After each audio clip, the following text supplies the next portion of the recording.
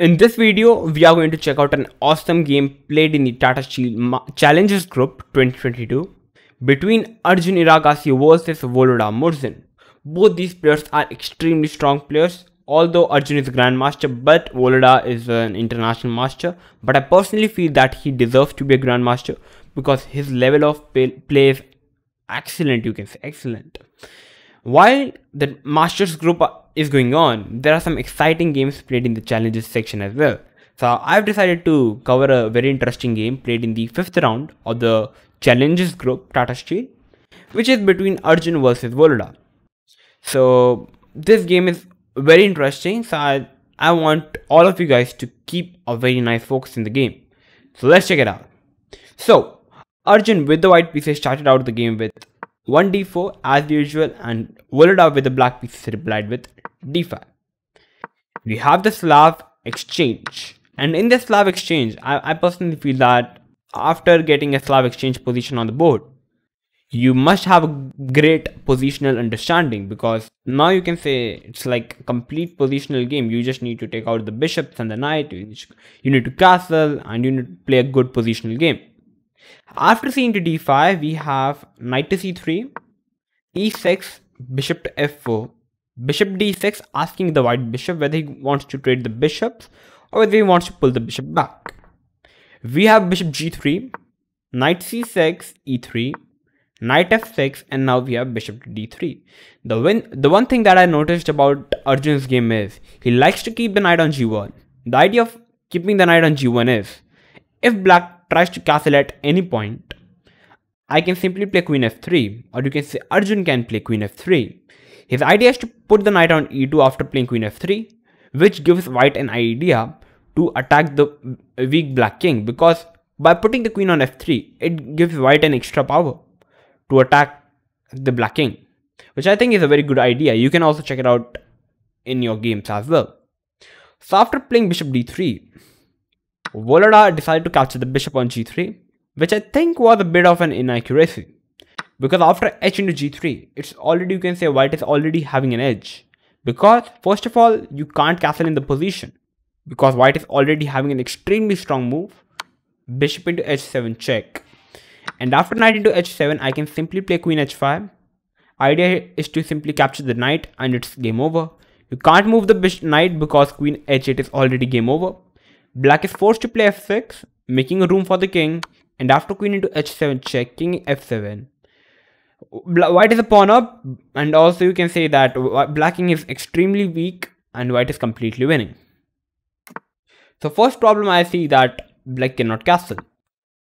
And I think at the place of trading the bishops, a much better move would have been to simply castle, followed by something like b6, bishop b7, or perhaps you can say b6, a5, bishop a6, trading the bishops. So this would have been a fine idea, but trading the bishops, and after trading the bishops, Volodya decided to play queen to d6. There are three ideas I personally feel of playing queen d6. The first idea could be to play bishop d7 followed by long castle, as we know that short castle is not possible because of bishop into h7. The second idea could be to play e5, trying to go for the opening of the center. And third idea could be to play queen b4, putting some pressure on the pawn on b2. But a much better move at the place of playing queen d6 would have been to play h6.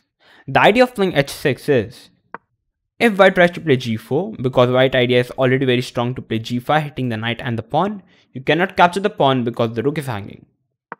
Black can simply play e5, trying to open up the position, and now black idea is to go for capturing the pawn on g4. White is forced to play g5, hitting the knight and the pawn. Knight g4, g into h6, rook into h6.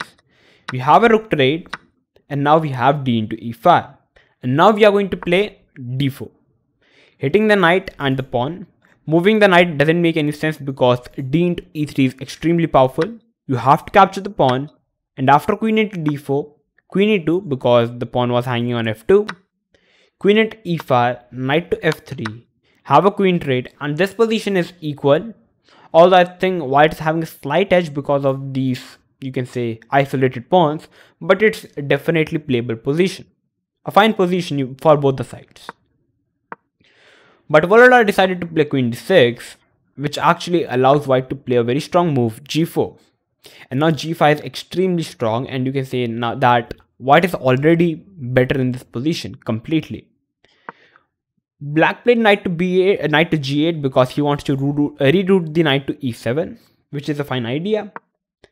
f4, grabbing more space on the king's side. Yeah, I just love the game of Arjun. Yeah, he likes to just take every small edge in the position.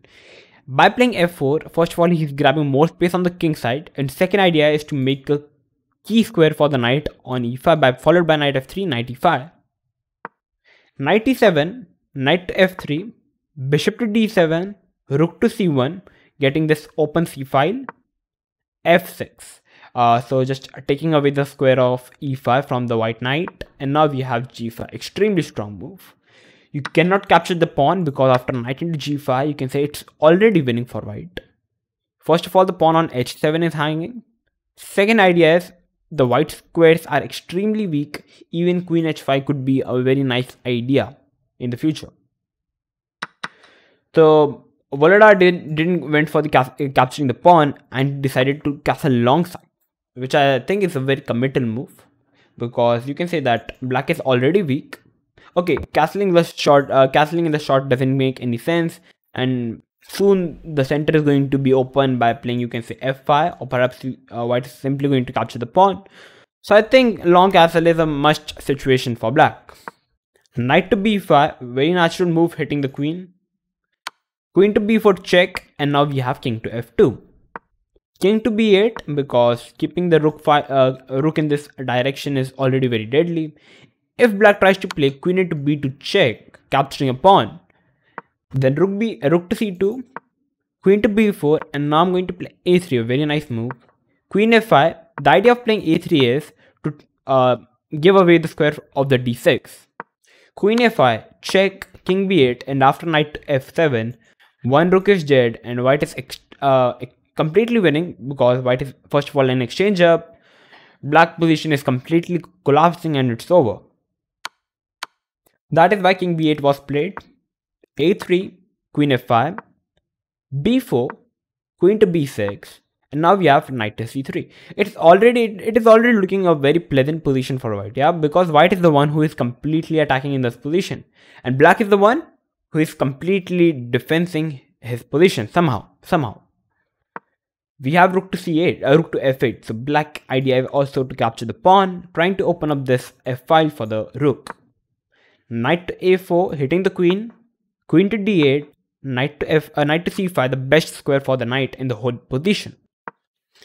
Bishop to c8, keeping the bishop because bishop is acting as a very defensive play in the position. b5, hitting the knight. Knight to a5, and now we have king to g1. At the place of playing king to g1, a much better move would have been to simply go on and snatch the pawn on h7 because it's a free pawn. And after rook into h7, we have a rook trade, and it looks like after g6, the bishop is perhaps trapped, but it is not, because now we have g into f6 capturing the knight. So black is forced to capture the pawn, and now we have knight to d3. If black tries to go for capturing the bishop, I can simply play knight g5. The knight is protecting the bishop, also attacking the rook. And second point is, you cannot move the knight because the g6 pawn is hanging. So you can say that white is already winning because even the e5 square is already empty for the another knight. It's already very pleasant position for white. But rook into h7 was not played in the game. We have king to g1. A fine move, keeping the king a bit safe. Knight to f5. Now the bishop can no longer attack the pawn. And now we have queen e1. If white goes for capturing the knight, then after e into f5, it looks like black is having doubled pawns. But the advantage of having the doubled pawns is, now the e3 pawn is extremely weak. It's the backward pawn. Black idea is to simply play rook e8, putting more pressure on the pawn on e3. And black is already winning. That is why queen e1, taking control of the dark squares from the knight. h5, a very strong move and a natural move, you can say, trying to open up the position. We have g into f6, g into f6. Now the g file is open for black as well. Now it looks like it's an equal position. now I think the tides are turning from the black's favor, because now black is the one who is attacking. Knight to h4, we have a knight trade, rook g8, rook c2, defending the pawn on g2, and also there could be some second ideas of playing queen c2, queen c1, doubling up on the c5. Knight to c4, we have a trade, queen f2, and after queen f2, we have b6 by black. At the place of b6, black is having a very good idea in this position, which is rook to g7. And the idea of playing rook g7 in this position is black wants to double up on the g5, followed by then b6, hitting the knight, bishop to b7, queen to d5, and you can say getting all pieces in the game to attack the g2 pawn, which could be the best strategy for black, and which actually gives black the advantage. The idea, for example, after rook g7, if we have rook into c4, we have rook g8, rook into h5, now we have e5. We have rook h2. If, for example, if white tries to capture the pawn, rook into g2 check, it's already game over. We have a trade, and now we have queen to d5 check, the rook is dead, and it's winning for for black. That is why rook h2, queen to d5, hitting the rook and also creating more pressure on the pawn on g2. And I think this would have been a fine position for black, and black is actually slightly better in this position. But Volodar didn't play rook to g7, and he went for the move b6, hitting the knight. And now we have knight to a6 check by Arjun. He wanted to get the bishop on c8, because if you try to pull the bishop back to pull the knight back to, for example, e4, then I personally feel that putting the bishop on b7 is already very deadly for white, because bishop is extremely strong on b7, you can say. That is why we have knight a6 check, and now we have a trade of minor piece, queen to d5, protecting the pawn and also creating pressure on the pawn on g2. a4, idea is to play a5, opening up the king. We have f5, queen to e2, putting more pressure on the pawn on c4, queen e4, rook h3. Now we have h4, rook into c4, rook g4, queen to f3, and now we have queen to d5, asking for a queen trade. We have a queen trade, and now we have rook to c2. And now we land in the endgame, where white is having 6 pawns, and black is having 5 pawns. So white is a pawn up, and white is already better. But it's not so easy to convert the position, as we know that rook endgames are very tricky. Rook c8, which turned out to be a blunder actually, because a much better move to keep the pressure on the board would have been to play rook h to g8. The idea is to keeping the pressure on the board. You cannot move the rook from the second rank, because the pawn is hanging on g2. And if by any chance, if you try to move the rook from, for example, rook f3 to rook f1, then h3 is already very deadly. So I think playing rook to g8 would have been a much accurate idea. But rook c8, we have a rook trade, king f2, and I think it's not easy for a white to convert the position. Comparatively much easier. King d7, and now we have rook h1. Actually, in this position, there was a completely winning combination. g3, idea was missed by Arjun, which was completely winning. The idea was h into g3, rook into g3. First of all, you are forced to capture the pawn, or else I'm going to simply capture the pawn.